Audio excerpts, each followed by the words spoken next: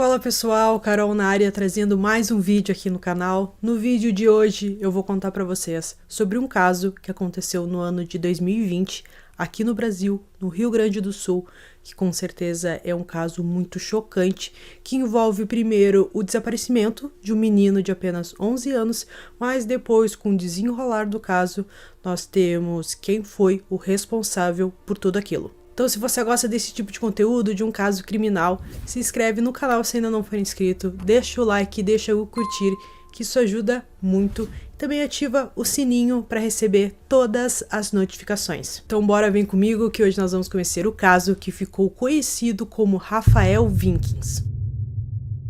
Rafael Matheus Vinkins nasceu em 2009 em Planalto, no Rio Grande do Sul. Em 2020, Rafael estava com 11 anos e morava com a sua mãe, Alexandra Dolgonkensky, seu irmão mais velho, de 16 anos na época, e o namorado de sua mãe. Seu pai, Rodrigo Vinkins, morava na cidade de Bento Gonçalves desde 2017. O menino Rafael era descrito como um jovem muito disciplinado, muito doce, muito querido por todos. Também um menino muito inteligente, muito estudioso, e até mesmo qualquer vizinho dizia que a relação da família era muito boa, que não havia brigas nem nada do tipo. Então parecia que a mãe se importava muito com seus dois filhos.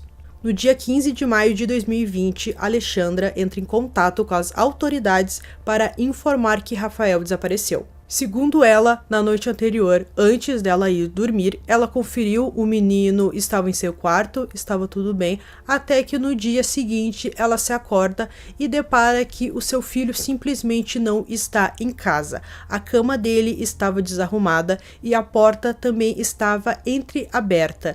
Não parecia nenhum sinal de arrombamento, nem nada do tipo, e parecia que simplesmente o menino saiu por conta própria de dentro de casa. A família procurou por Rafael na casa da avó, que ficava próximo, e na casa de amigos, mas ele não foi encontrado. Segundo a própria mãe, ele estava vestindo uma camiseta do Grêmio, calça de moletom preta, chinelos e também utilizava o seu óculos de grau. Com o passar dos dias, várias buscas são feitas na região, também e em cidades vizinhas, para ver se encontrava alguma pista, qualquer coisa sobre o Rafael. Até mesmo polícias e bombeiros de outras cidades se reuniram para ajudar nas buscas e até mesmo utilizaram cães farejadores para ver se os cães conseguiam ajudar, para ver se encontravam alguma pista, mas infelizmente não encontraram nada. De início, a polícia trabalhava com 3 hipóteses no caso do Rafael. A primeira é de que ele saiu por conta própria, só que na verdade essa hipótese foi logo descartada porque ele era um menino muito introvertido,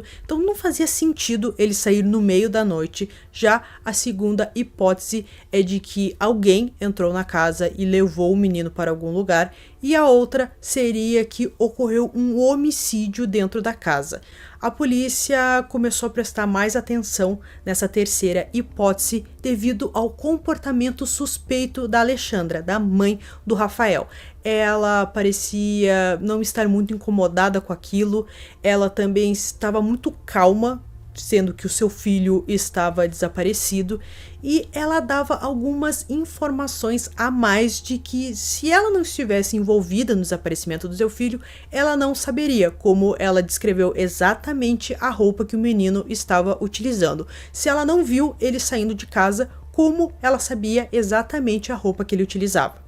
No dia 25 de maio, a polícia continua conversando muito com a mãe para ver se ela fala mais alguma coisa, até que em determinado momento ela confessa o que ela fez com o filho.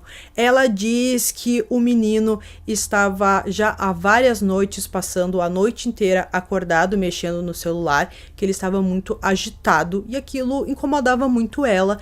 Então naquela noite ela deu 2 comprimidos de diazepam, que é um comprimido para dormir, só que ela acabou dando uma dose a mais, o menino acabou morrendo. Até então ela dizia que foi sem intenção de matar e que foi apenas um acidente.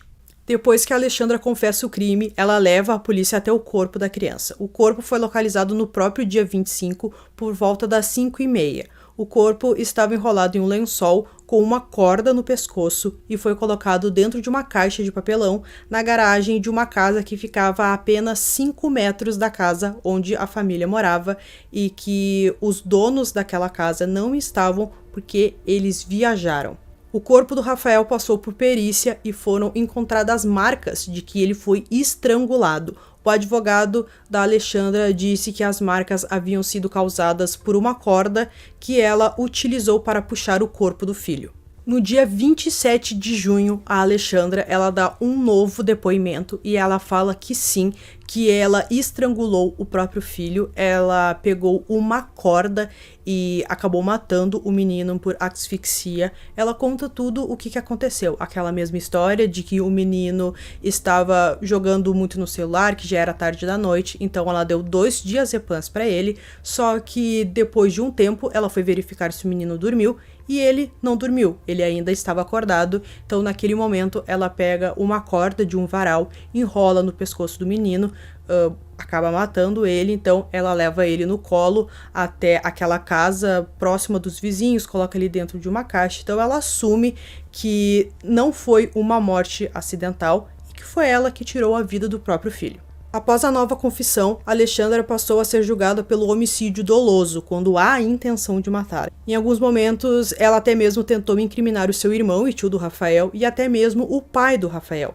A polícia descartou os dois do caso após investigações. O pai do Rafael falou que no período em que estava casado com a Alexandra, ela se mostrou uma mulher muito calma, muito tranquila e que ele jamais imaginaria que ela era a responsável pela morte do seu filho. Ele também disse que logo que começou as investigações sobre o desaparecimento do menino ainda, ele foi imediatamente para Planalto para ficar de perto e ver as investigações. Logo após a confissão e descoberta do corpo, Alexandra foi presa preventivamente e levada para o presídio da cidade de Iraí, e depois de alguns dias ela foi transferida para um presídio na cidade de Guaíba, bem próximo a Porto Alegre.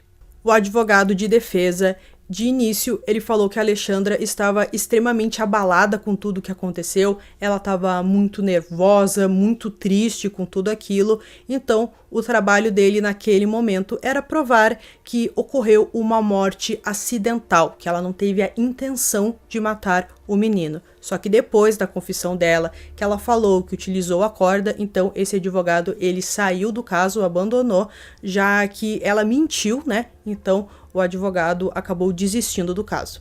O inquérito foi finalizado e enviado à justiça em 10 de julho, sendo Alexandra indiciada por 4 crimes: homicídio doloso quadruplamente qualificado, motivo torpe, motivo fútil, asfixia e dissimulação e recurso que dificultou a defesa da vítima, ocultação de cadáver, falsidade ideológica e fraude processual. Em janeiro de 2021, a Justiça aceitou o pedido para que o interrogatório inicial, onde a mãe assume ter enforcado Rafael, não fosse usado no caso. A defesa alegou que Alexandra não estava acompanhada de um advogado durante o interrogatório. Na mesma data, a Justiça negou um pedido para que a ré aguardasse o julgamento em liberdade. No início de outubro de 2020, a família de José Dogolkensky, primeiro marido de Alexandra, pediu a reabertura do inquérito que averiguou o possível suicídio de José, já que em uma investigação particular apontou similaridades com o assassinato de Rafael, enforcamento com uma corda e o possível uso de substância entorpecente, no caso do José, bebida alcoólica. A advogada da família e o investigador chegaram a falar em mesmo modo de operação, o que pode levar Alexandra, se confirmado o crime do José e não o suicídio, nas mesmas circunstâncias a ser classificada como uma serial killer. A justiça já autorizou a reabertura, então vão ser feitas novas investigações sobre esse caso para ver se foi mesmo um suicídio ou se Alexandra está envolvida.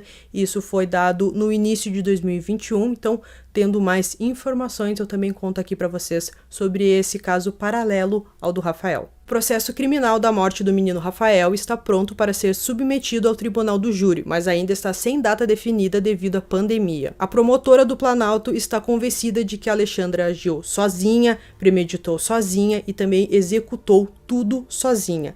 Depois de ter ocultado o cadáver, registrou falsamente um boletim de ocorrência, quando na verdade ela sabia aonde estava o corpo do seu filho e que ela mesma tinha matado. Ela também praticou fraude processual ao tentar induzir a investigação e despistar os delegados do caso, criando provas falsas, entre elas a do calendário que Rafael teria circulado a data em que desapareceu. Alexandra ainda foi descrita como uma mulher metódica, controladora e perfeccionista. Dentro da casa, ela tinha anotado todo o estoque de comida, a disposição dos cabides, que obedeciam um padrão, e as roupas eram separadas por cores. E ela também orgulhava-se da educação rígida que dava aos seus 2 filhos e como ambos eram obedientes. Então, gente, como eu falei para vocês, é um caso um pouco novo ainda, que aconteceu em 2020. Então, ele não está concluído, mas está quase acontecendo o julgamento dela. Então, saindo mais informações, eu conto aqui para vocês. E também, já que a gente está falando do caso do menino Rafael, a gente não pode esquecer de outro caso muito parecido com o do Rafael, que também aconteceu no Rio Grande do Sul, e se trata do caso do Bernardo Boldrini. Eu lembro que nas primeiras investigações que tiveram sobre o caso do Rafael, muitos já falavam sobre a semelhança com o caso do Bernardo, e também falando que nos 2 casos nós temos a família envolvida. No caso do Rafael, a mãe, e no caso do Bernardo foi o pai e também a sua madrasta. Teve mais algumas participações de outras pessoas, mas basicamente eles são semelhantes por causa disso também, e os 2 tinham idades um pouco próximas. Então, hoje eu trouxe um caso brasileiro aqui, um pouco diferente. Normalmente não trago muitos casos brasileiros, mas se você conhece aí algum caso criminal ou até mesmo de um mistério que você queira que eu comente, deixa aqui nos comentários, que em breve eu faço um vídeo aqui para vocês. Então eu espero que vocês tenham gostado desse vídeo. Esse foi mais um vídeo aqui no canal Durmam Bem, e até o próximo.